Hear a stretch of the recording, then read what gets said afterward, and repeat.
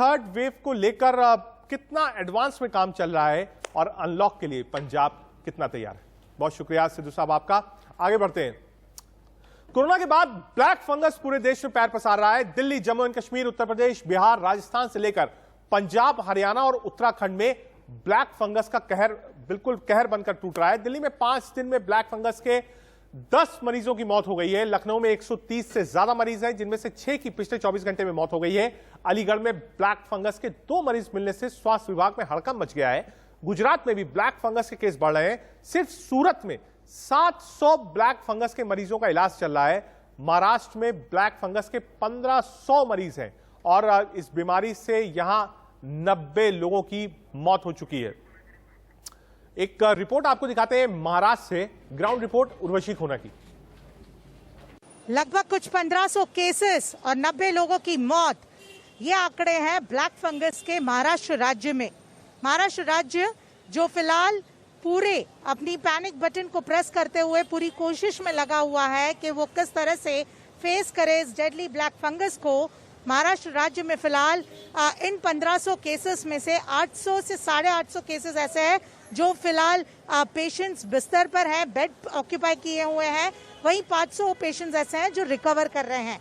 बात करें अगर ब्लैक फंगस के इंजेक्शन की, तो एम्फोटेरिसिन, ये जो इंजेक्शन एम्फोटेरिसिन बी, ये जो इंजेक्शन है उसको लेकर महाराष्ट्र राज्य में किल्लत है।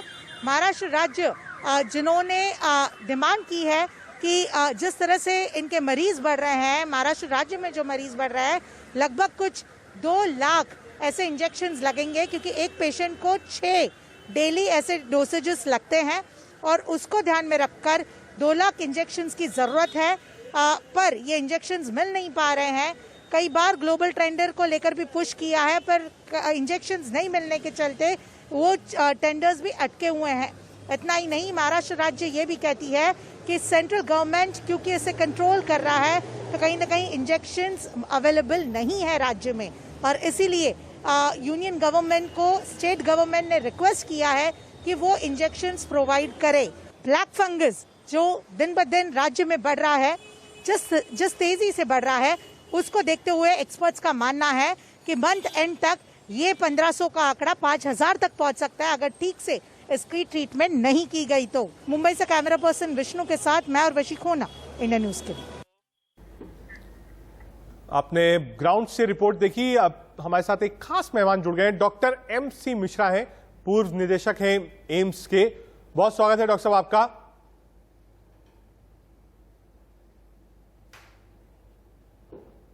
डॉक्टर MC मिश्रा हमारे साथ हैं, साथ ही साथ अभिषेक भी हमारे साथ होंगे, राहुल गौतम हमारे साथ होंगे, अभिषेक सिंह भी हमारे साथ होंगे, लेकिन सुमित दुबे भी हमारे साथ दिल्ली से। लेकिन सीधे पहले डॉक्टर साहब डॉक्टर MC मिश्रा के साथ पास चलते हैं। डॉक्टर मिश्रा, अभी तक कोविड से हाहाकार थी, लोग कोविड पर रिसर्च कर रहे थे, कोविड पर क्या टेस्ट होना चाहिए, कौन सी दवाई कारगर है, ICMR की गाइडलाइंस क्या है, सारा फोकस कोविड और पोस्ट कोविड पर था। लेकिन अब जो फोकस चेंज हुआ है, लोगों को अब ब्लैक फंगस से ज्यादा खौफ है, क्योंकि डॉक्टर्स खुद कह रहे हैं कि अगर इनिशियल स्टेज में आप नहीं पहुंचे डॉक्टर्स के पास, सही ट्रीटमेंट नहीं हुआ, तो डेथ रेट बहुत ज्यादा है जो ब्लैक फंगस से लोग पीड़ित हैं। डॉक्टर मिश्रा। समस्या जो ज्यादातर है ये एंथ्रोजेनिक है बेसिकली, और ये इसलिए हुई है इतने केसेस ब्लैक फंगस के हमने कभी देखे नहीं। हाल में मुश्किल से एक केस भी देखने को नहीं मिलता है ज्यादातर डॉक्टर्स को। अभी जो संख्या आप बता रहे हैं ये वाकई में बहुत चिंताजनक बात है। तो जो अभी सेकेंड वेव ऑफ इन्फेक्शन में समस्या हुई है वो ये है, बहुत सारे लोगों ने घर में ऑक्सीजन ली है सिलेंडर से, और वो हो सकता है कि मेडिकल ग्रेड ऑक्सीजन ना मिलके उनको इंडस्ट्रियल ग्रेड ऑक्सीजन मिली हो। तो सबसे पहले तो चूंकि अब संक्रमण में थोड़ी सी गति धीमी हुई है, तो जिन लोगों को भी ऑक्सीजन की रिक्वायरमेंट है उनको हॉस्पिटल में ही ऑक्सीजन थेरेपी दी जाए। साथ स्टेरॉइड उपयोग भी काफी हुआ, और फिर जैसे देखने में आया अधिकतर इस तरह के रोगी हैं उनको सीवियर डायबिटीज है, और जब उनको स्टेरॉइड भी दिया जाता है तो डायबिटीज बिल्कुल अनकंट्रोल्ड हो जाती है। और ये ऐसा अपॉर्चुनिस्टिक ऑर्गेनिज्म है फंगस म्यूकर माइकोसिस जो करता है, तो इसके सारे फंगल इन्फेक्शंस हैं और यह फंगल इन्फेक्शन के ऑपर्चुनिस्टिक ऑर्गेनिजम्स होते हैं और ये मौका पाते ही जैसे ही इनको एक एनवायरनमेंट मिलता है ग्रो करने का तो ये करते हैं। दूसरा, लोगों को जिनको साइनस की प्रॉब्लम होती है और इसलिए ये राइनोसेरिब्रल कहलाती है बीमारी, जब ये आँख के जो साइनसेस हैं उनको असर डालती है, आँख को असर डालती है, ब्रेन को असर डालती है। इसको इन्वेसिव म्यूकोमाइकोसिस बोलते हैं और इसमें जो आउटकम है बहुत कॉम्प्रोमाइज्ड होता है, इतनी आसानी से रिकवरी नहीं होती है। इसीलिए इसको पहले पहचानना और उसका इलाज करना ही सबसे अच्छा है और उसके लिए एंटी फंगल मेडिकेशन, अगर एम्फोटेरिसिन जो लाइपोसोमल जो एम्फोटेरिसिन है वो नहीं भी मिल रही है तो एम्फोटेरिसिन जो बहुत समय से हम लोग इस्तेमाल करते आए हैं वो भी दी जा सकती है, उसकी थोड़ी टॉक्सिसिटी ज्यादा होती है। दूसरे ओसिकोनाजोल एक और एंटीफंगल दवाई है, उसका प्रयोग प्रोफाइलैक्सिस के लिए किया जा सकता है। जिन रोगियों को कोविड में स्टेरॉइड दिए जा रहे हैं, अगर उनको ओसिकोनाजोल भी दिया जाए साथ में तो इसको होने से बचाया जा सकता है। दूसरे, ऑक्सीजन इंडस्ट्रियल ग्रेड की न लोग यूज करें, मेडिकल ग्रेड वाली ऑक्सीजन ही इस्तेमाल करें। ये एक लोगों को चेतावनी देना बहुत आवश्यक है। तो सब बड़ी बात आप कह रहे हैं क्योंकि अब तक इस बात की चर्चा किसी ने भी नहीं करी है और आप एक महत्वपूर्ण बात कह रहे हैं कि इंडस्ट्रियल ग्रेड की ऑक्सीजन की वजह से ये हो सकता है। क्यों बढ़े केसेस? पहले भी ब्लैक फंगस के केस आते थे जैसा आपने बताया, लेकिन इस बार ज्यादा आ रहे हैं। उसके कारण क्या है, उपचार क्या है, टेस्टिंग क्या है, इन सब पे आप बात करेंगे। एक बार पहले सुमित दुबे का रुख कर लेते हैं, दिल्ली से सुमित जुड़े। सुमित, दिल्ली में कितने केसेस रिपोर्ट हुए हैं ब्लैक फंगस के? 3 डेडिकेटेड हॉस्पिटल्स अरविंद केजरीवाल ने घोषणा करी थी, क्या वो अस्पताल डेडिकेटेड रूप से ब्लैक फंगस के लिए शुरू हो गए हैं? लाइन ऑफ ट्रीटमेंट्स क्या है? कितने केसेस रिपोर्ट हुए पिछले 24 घंटे में?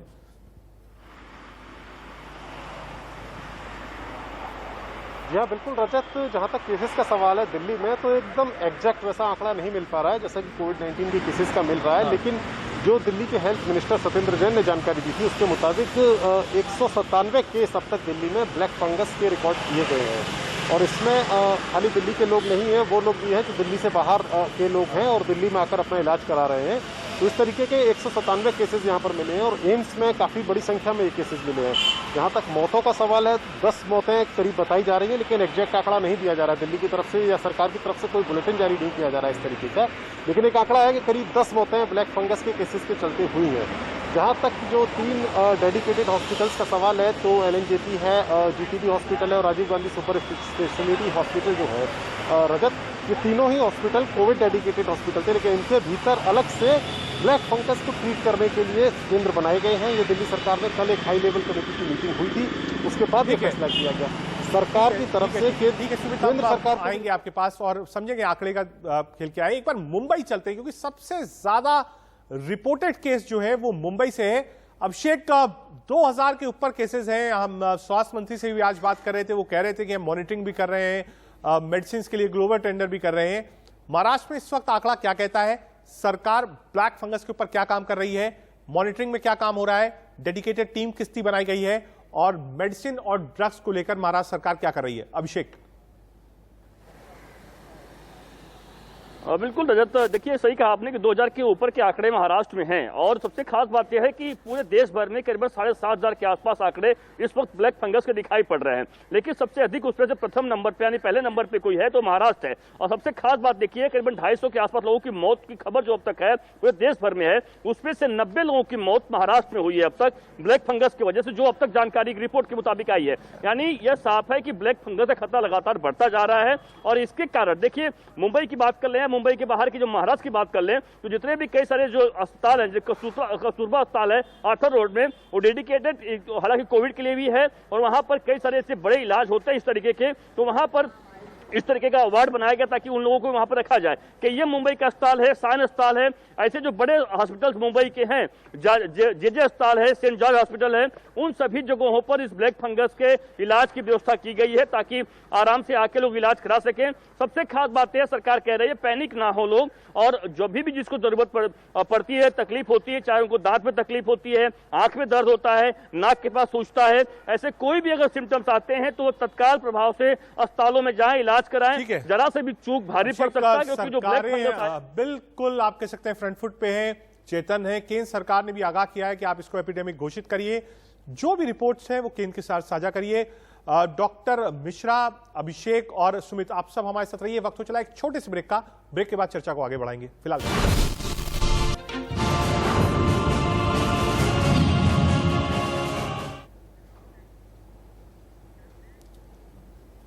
ब्रेक के बाद आपका स्वागत है। ब्लैक फंगस के बढ़ते मामले को लेकर हरियाणा के स्वास्थ्य मंत्री अनिल विज और राजस्थान के स्वास्थ्य मंत्री डॉक्टर रघु शर्मा का क्या कहना है, आपको सुनवाते हैं।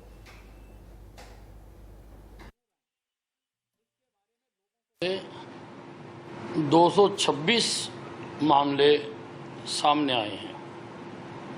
हमने इसके लिए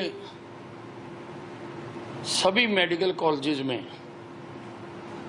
20-20 बेड के वार्ड रिजर्व किए हैं और सिविल अस्पतालों के सारे सीएमओस को हमने ये डायरेक्टिव दिया है कि जैसे ही कोई केस डिटेक्ट हो उसको अटैच्ड मेडिकल कॉलेज में रेफर कर दिया जाए, क्योंकि इसमें मल्टी स्पेशलिस्ट की जरूरत होती है।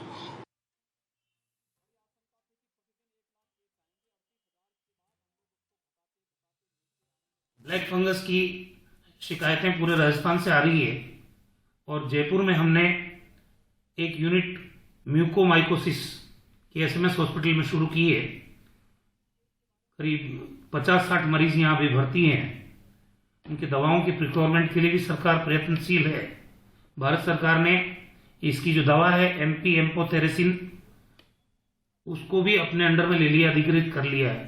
तो हम अपने राज्य के जो ब्लैक फंगस के केसेस हैं उसके मुताबिक हमने अपना डिमांड उनको भेजा है, तो संभवतः वो हमको दवा उपलब्ध कराएंगे और ये दवा भी सारे चिकित्सालय जहां पर ये इलाज चल रहा है इनका, उनको उपलब्ध करा दी जाएगी। हमारे साथ एमसी मिश्रा साहब मौजूद हैं, पूर्व निदेशक हैं एम्स के। सर, आंकड़े ब्लैक फंगस के बढ़ते जा रहे हैं। आपने खुद इस बात को कहा था कि पहले भी ब्लैक फंगस के केसेस आते थे, इतने ज्यादा नहीं आते थे, और एक इंपॉर्टेंट चीज आपने कही कि इंडस्ट्रियल यूज की ऑक्सीजन यूज करने के कारण ये केसेस बढ़ सकते हैं। कई ऐसे केसेस आ रहे हैं डॉक्टर मिश्रा जिनको कोविड नहीं हुआ, जिन्होंने ऑक्सीजन सपोर्ट नहीं लिया, लेकिन उसके बाद भी वो ब्लैक फंगस का शिकार हो गए। ऐसे लोगों को में ये देखना पड़ेगा कि क्या डायबिटीज थी उनको और क्या अनकंट्रोल्ड डायबिटीज थी। लेकिन ये बहुत आश्चर्यजनक बात होगी कि अगर कोई हेल्दी आदमी है, व्यक्ति है, और उसको डायबिटीज भी नहीं है, फिर ये फंगल इन्फेक्शन हो जाए, ये अपने में बहुत चिंताजनक बात है। तो इसकी जांच और इसको इन्वेस्टिगेट करना बहुत महत्वपूर्ण होगा कि ऐसा उस व्यक्ति क्यों हुआ। लेकिन जो अभी तक आंकड़े सामने आए हैं वो में भी आश्चर्य है कि ज्यादातर लोगों का घर में कोविड से ट्रीटमेंट करके वो ठीक हो गए थे, जो भी कुछ उन्होंने ट्रीटमेंट किया, स्टेरॉइड मिला या उन्होंने ऑक्सीजन ली, और ठीक होने के कुछ दिनों बाद फिर उनको लक्षण है जिसमें डायग्नोसिस ब्लैक इसकी फंगस की म्यूकोरमाइकोसिस की बनी। तो समझता हूँ कि आईसीएमआर को इसका संज्ञान लेके, और इसको ऑलरेडी ये एपिडेमिक एक्ट में आ गई है, सब इसको एपिडेमिक घोषित कर दिया है, सारे राज्यों ने इसको नोटिफाइड डिजीज करके इस संज्ञान की अर्जेंसी से लिया जाना चाहिए। आज प्रधानमंत्री ने भी इस समस्या को अपने, जब वो वाराणसी के डॉक्टर से रूबरू हो रहे थे, तो उसका इसमें संज्ञान लिया है और उन्होंने इसको महत्व भी दिया है। और जैसे अभी स्वास्थ्य मंत्रियों को भी हमने सुना, राजस्थान के और हरियाणा के, तो भी इसको बहुत गंभीरता से लिया है और उसके लिए जो भी इंतजाम किए जाना चाहिए वो कर रहे हैं। सभी अस्पताल, मल्टी स्पेशलिटी हॉस्पिटल इस बीमारी से निपटने के लिए सक्षम है, चाहे वो प्राइवेट निजी संस्थान हो, अस्पताल हो या सरकारी संस्थान हो।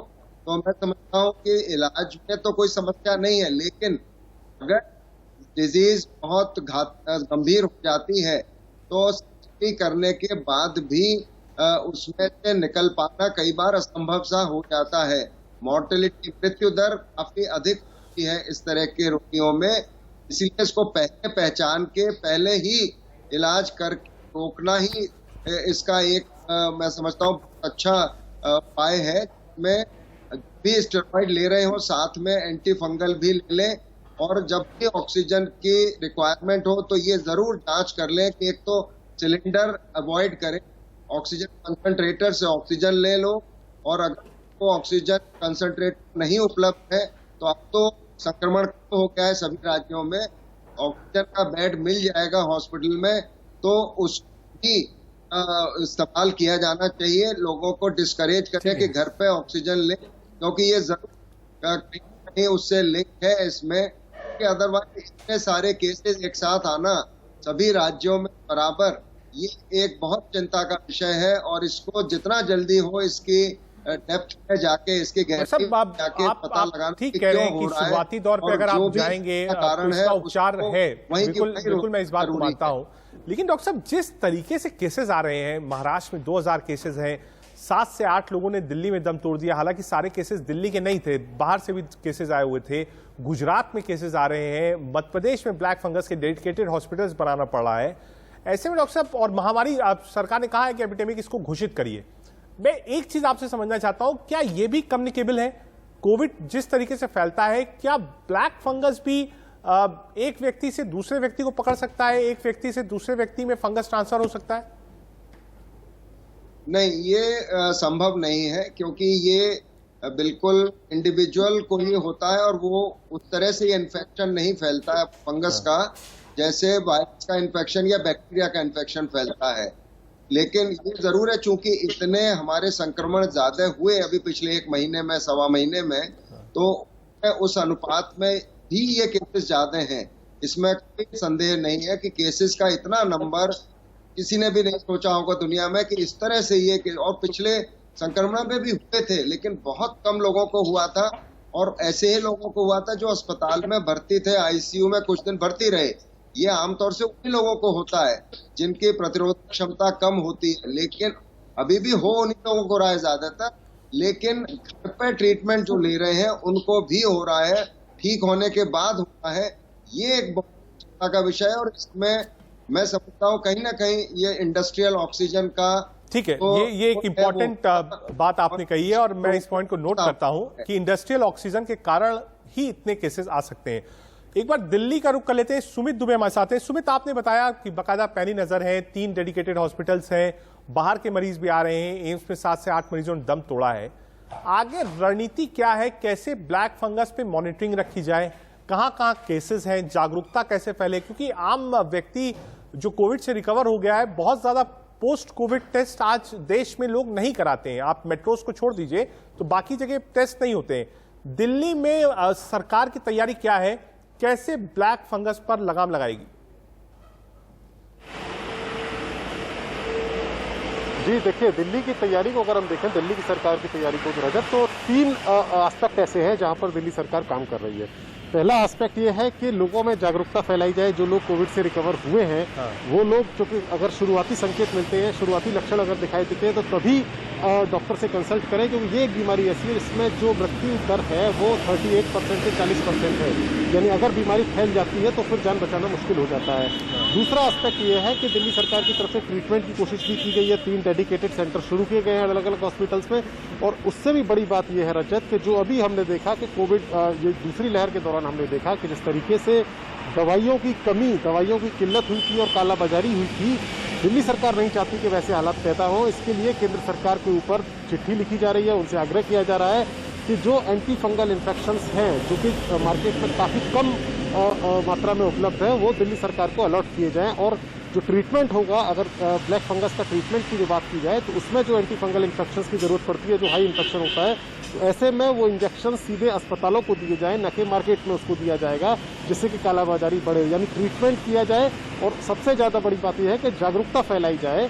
जो अभी डॉक्टर साहब भी बात बोल रहे थे कि अगर इंडस्ट्रियल ऑक्सीजन दी गई है जिसकी वजह से ब्लैक फंगस हो सकती है, या फिर कई सारी ऐसी चीज़ें भी होती है जैसे स्टेरॉयड अगर लिया जा रहा है, कई सारे लोग घर में इलाज कराते हैं और स्टेरॉयड लेते रहते हैं, रिकवर होने के बाद भी या एक तय समय सीमा के बाद भी जब स्टेरॉयड नहीं लिया जाना चाहिए तब भी स्टेरॉयड लेते रहते हैं, जिसके बाद उस मरीज की जो प्रतिरोधात्मक क्षमता होती है, जो इम्यूनिटी होती है, वो काफ़ी कमज़ोर हो जाती है। और ऐसे में ब्लैक फंगस का वायरस जो कि हवा में, वातावरण में मौजूद रहता है, वो उस आदमी को अटैक कर देता है। तो जागरूकता सबसे बड़ी चीज़ है और उसके जागरूकता, दवाई और इलाज, ये 3 पहलू हैं जिन पर दिल्ली सरकार अभी काम कर रही है। ये रणनीति दिल्ली सरकार की अभी तक हमारी समझ में और सामने आई है। जी रजत। ठीक है सुमित, वापस एक बार चलते हैं डॉक्टर मिश्रा के पास। डॉक्टर साहब, सुमित भी यही बात कह रहे थे कि सरकारें काम कर रही हैं जागरूकता पे। हमने राजस्थान में देखा, बाकायदा ट्रैकिंग सिस्टम बनाया गया है, मध्य प्रदेश में डेडिकेटेड हॉस्पिटल्स बनाए गए हैं, महाराष्ट्र में भी केसेस कहां से आ रहे हैं उस पर नजर रखी गई है, राजस्थान में किसी भी जिले में कोई केसेस आएगा बाकायदा उसकी एक मॉनिटरिंग सिस्टम बनाई गई है। तो ये जो मॉनिटरिंग सिस्टम है डॉक्टर साहब, आप लंबे समय तक आपने देश की सेवा करी है, निदेशक रहे हैं, इतने ज्यादा केसेस जो आ रहे हैं ये किस तरफ इशारा कर रहे हैं? एक तो आपने बताया कि हो सकता है इंडस्ट्रियल ऑक्सीजन का यूज हुआ हो, लेकिन इतने इंजेक्शंस नहीं है, इतने ड्रग्स नहीं है। हालांकि हेल्थ मिनिस्टर ने कहा है कि हम प्रोक्योर कर रहे हैं और बनाने की हमने इजाजत दी है, लेकिन इतने ड्रग्स नहीं है, इंजेक्शंस नहीं है कि आप ब्लैक फंगस को क्योर कर पाए। बिल्कुल, ये आपकी बात बिल्कुल ठीक है, क्योंकि एकदम से इतने केसेस का आना, इतना एम्फोटेरेसिन दिखता नहीं है आमतौर से। मुश्किल से एक हॉस्पिटल में 2 या 3 रोगी होंगे एक महीने भर में भी, मुश्किल से, और हम तो साल में भी नहीं देखते इतने रोगी। तो ये बिल्कुल बहुत गंभीर समस्या है और इसीलिए इसको बचाव कर ले तो सबसे अच्छा तो वो होगा। और साथ में जो लाइपोसोमल एम्फोटेरेसिन की बात हो रही है वो नहीं भी उपलब्ध है, तो जो कन्वेंशनल एम्फोटेरेसिन भी है उसका इस्तेमाल करें, क्योंकि जो लोग इससे संक्रमित हैं वो इसका इंतजार नहीं कर सकते कि दवा कब आएगी। तो ये बहुत बड़ी एक निर्णय लेना पड़ेगा जो लोग इलाज कर रहे हैं लोगों का। और काफी लोग माइल्ड होंगे, वो तो खैर जो पोसाकोनेजोल और दूसरी एंटीफंगल दवाइयां उनसे ही ठीक हो जाएंगे, लेकिन एम्फोटेरेसिन बी जो इन्वेसिव म्यूकोरमाइकोसिस सेरिब्रल ब्रेन में पहुंच गई, आंख में पहुंच गई, उसमें तो एम्फोटेरेसिन ही दी जाएगी। डॉक्टर साहब एक सवाल अच्छा है मेरा और है, डॉक्टर प्रोडक्शन भी बढ़ाने की प्रक्रिया की है, लेकिन उसमें समय लग सकता है। ठीक है डॉक्टर साहब, एक चीज और पूछना चाहता हूं आपसे। ये तो वो लोग हुए जो कोविड से रिकवर करे हैं या उनकी जो इम्यूनिटी है कॉम्प्रोमाइज है, लिवर की दिक्कत है, किडनी की दिक्कत है, लंबे समय तक आप कह सकते हैं स्टेरॉइड्स पे रहे हो, क्या कोई प्रिवेंटिव ड्रग भी आती है कि आपको एंटी फंगल इन्फेक्शंस ना हो? क्या आप लोग कुछ रिकमेंड ऐसा करते हैं जो शुगर के पेशेंट्स हों, बहुत एजेड ग्रुप के लोग हो, 65-70 प्लस के हो सकता है, क्योंकि दिल्ली में इतने ज्यादा केसेस थे, देश भर में थे, क्या कोई प्रिवेंटिव ड्रग भी है जो कि एंटी फंगल ड्रग आप प्रिवेंशन के रूप में ले सकें और उसका कोई साइड इफेक्ट्स ना हो? नहीं, साइड इफेक्ट तो देखिए हर दवाई का होगा। हाँ। एंटी फंगल का भी होता है, लेकिन इसके प्रिवेंशन के लिए जैसे मैंने बताया, पोसाकोनेजोल एक दवाई है, एंटी फंगल है, बहुत इफेक्टिव है। उसको अगर स्टेरॉइड किसी को दे रहे हैं डायबिटिक पेशेंट को, तो उसको शुरू कर देने में कोई हर्ज नहीं है, उसको कर देना चाहिए। और शायद अब डॉक्टर्स कर भी रहे हो ये इतने केसेस आने के बाद। और इसी प्रकार से हम लोगों के आईसीयू में जो रोगी होते हैं, वैसे भी ये मतलब पैंडेमिक को भी छोड़ दें अगर आप, तो उस जो हमारा स्टैंडर्ड प्रोटोकॉल होता है उसमें एंटी फंगल दवाई इंक्लूडेड होती है। एंटीबायोटिक्स होते हैं और एंटी फंगल दवाई उसमें इंक्लूडेड होती है for prevention of fungal infection, क्योंकि फंगल इन्फेक्शन एक बार ब्लड में चला जाता है तो बहुत गंभीर हो जाता है और बचना मुश्किल हो जाता है रोगी का। इसलिए इसको बचाव ही इसका बहुत जो पावरफुल इसका माध्यम है और उसको बचाना ही सबसे बड़ा उपचार मानते हैं हम लोग। लेकिन अब वो तो एम्फोटेरेसिन अगर मिल जाती है तो उससे तो रिस्पांस आ ही जाता है, पोसाकोनेजोल से रिस्पांस आ जाता है, और वोरिकोनेजोल भी एक एंटी फंगल दवाई है। तो ये कई एंटी फंगल मेडिकेशन है, लेकिन म्यूकोरमाइकोसिस के लिए खास तौर से amphotericin B drug of choice मानते हैं, जो इन्वेसिव म्यूकोरमाइकोसिस जिस तरह के भी रोगी आ रहे हैं उनमें, और ठीक है। के लिए पोसाकोजोल इस्तेमाल कर सकते हैं फिजिशियंस डायबिटिक पेशेंट में जिनको कोविड हुआ है। डॉक्टर साहब, आपने कहा कि आजकल जो डॉक्टर्स हैं वो प्रिस्क्राइब कर रहे हैं एंटी फंगल, इसमें जागरूकता को लेकर हेल्थ सिस्टम्स और डॉक्टर्स जो लगातार आप ओपीडीज कर रहे हैं उनको क्या करना चाहिए कि कम से कम एक जागरूकता फैले? क्योंकि आपने कहा कि शुरुआती दौर में अगर पता चल जाए कि फंगल इन्फेक्शन है तो उसका ट्रीटमेंट है और बहुत आसान ट्रीटमेंट है, आपने बताया, और केसेस ठीक भी है। बाद में जब बढ़ जाए फंगल इन्फेक्शन, पीक पे हो, तब मुश्किल होती है। तो ऐसे में हेल्थ सिस्टम्स को, डॉक्टर्स को कैसे अवेयरनेस लानी चाहिए कि कम से कम जो पेशेंट्स हैं उनको पता चले, पहली बात कि हाँ उनको फंगल इन्फेक्शन हो सकता है, पहला, और दूसरा कि जागरूकता इसकी कैसे फैले? ये बिल्कुल आपके माध्यम से ये कार्यक्रम आप कर रहे हैं, इसलिए कर रहे हैं कि जागरूकता फैले, और इसमें रोगियों को समझना होगा जो भी कोविड से रिकवर हुए हैं और जिन्होंने स्टेरॉइड लिए हैं, जिनको डायबिटीज है, उन लोगों को अगर ठीक होने के कुछ दिन बाद फिर से कुछ लक्षण आ रहे हैं, जैसे फेस पे सुन्न होना, फेस पे स्वेलिंग आना, आंख के चारों तरफ स्वेलिंग आना, सिर में दर्द होना और हैवीनेस होना, इसके अलावा नेजल ब्लॉकेज अगर हो रहा है, बुखार होने लगे दोबारा, तो ये इंगित करता है कि इसमें कुछ कहीं ना कहीं कुछ गड़बड़ है, और इस तरह के लोगों को तुरंत ईएनटी स्पेशलिस्ट से जाके चेकअप कराना चाहिए, और अंदर नाक पे थोड़ा सा लोग ऑब्जर्व कर लें कि कोई पपड़ी तो जम रही है, और जिससे जब ब्लॉकेट होता है साइनसेस का तो इसकी संभावना ज्यादा होती है। ह्यूमिड एनवायरनमेंट होता है तो इसकी संभावना ज्यादा होती है। तो कोई भी लक्षण ठीक होने के कुछ दिन बाद अगर किसी को आ रहा है, उसको नजरअंदाज नहीं करना है, उसको तुरंत जाके चेकअप कराना है, तभी प्रिलिमिनरी स्टेज में और पहले पकड़ा जा सकता है, ठीक है, और उसका ट्रीटमेंट शुरू किया जा सकता है, और ज्यादातर लोगों में शायद अब ये होने लगा है। ठीक है, ठीक है डॉक्टर साहब, मैं एक मिनट के लिए आपको रोकूंगा, और सुमित भी हमारे साथ दिल्ली से हैं। एक बार आप नजर डाल लेते हैं इस वक्त की सुर्खियों पर। एक बार आप दिल्ली से सुमित का रुख कर लेते हैं। सुमित, अब एपिडेमिक के लिए कहा हेल्थ मिनिस्ट्री ने कि आप इसको घोषित करिए, कई राज्यों ने घोषित भी कर दिया, मेडिसिन की कमी है, डेडिकेटेड हॉस्पिटल्स बनाए जा रहे हैं। दिल्ली में जो डॉक्टर्स हैं उनकी अपनी राय क्या है? क्योंकि आपने डॉक्टर मिश्रा को भी सुना होगा, उन्होंने कहा कि अगर इंडस्ट्रियल ग्रेड की ऑक्सीजन दी गई है उससे हो सकता है, इम्यूनिटी कॉम्प्रोमाइज है उससे हो सकता है। केसेस जो इतने ज्यादा बढ़ रहे हैं, डॉक्टर्स का अपनी राय क्या है? क्यों ये केसेस आ रहे हैं? क्या ये सिर्फ स्टेरॉइड और ऑक्सीजन यूज से आ रहे हैं या फिर कोई और वजह?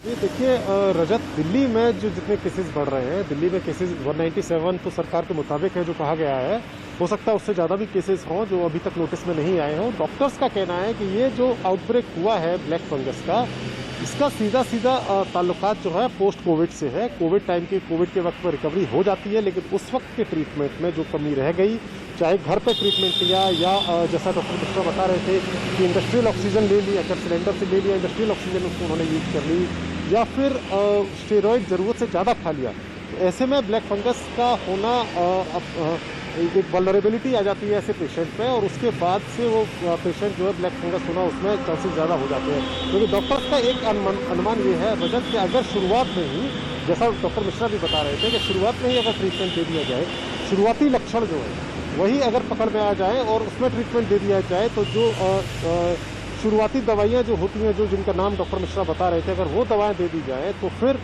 ज़्यादा सीवियर सिम्टम से बचा जा सकता है, और ऐसे में ब्लैक फंगस का इलाज किया जा सकता है। क्योंकि एक बात याद रखने वाली है रजत कि 38% इसकी मोर्टेलिटी रेट है, यानी अगर केस बिगड़ता है तो फिर जान जाने के चांसेस ज़्यादा हो जाते हैं। ठीक है सुमित, बहुत शुक्रिया। डॉक्टर मिश्रा, आपने तमाम आप पहलुओं पर बात करी, ब्लैक फंगस के बारे में आपने हमको भी इनलाइटन किया। बहुत शुक्रिया सुमित आपका और डॉक्टर मिश्रा आपका इंडिया न्यूज से जुड़ने के लिए। आज हमने आपको बताया ब्लैक फंगस के कितने केसेस हैं, सरकारें क्या कर रही हैं। डॉक्टर मिश्रा निदेशक हैं, उन्होंने भी समझाया कि शुरुआती दौर में आप जाइए, लक्षण उन्होंने बताए, दवाई बताई, और ये भी बताया कि प्रिवेंटिव दवाई जिनकी इम्यूनिटी कम है या वो और एंटीबायोटिक्स लेते हैं या स्टेरॉइड ज्यादा समय तक लिया है, वो क्या ले सकते हैं। आज के लिए फिलहाल इतना ही। फिलहाल एक छोटा सा ब्रेक, आप देखते रहिए इंडिया न्यूज।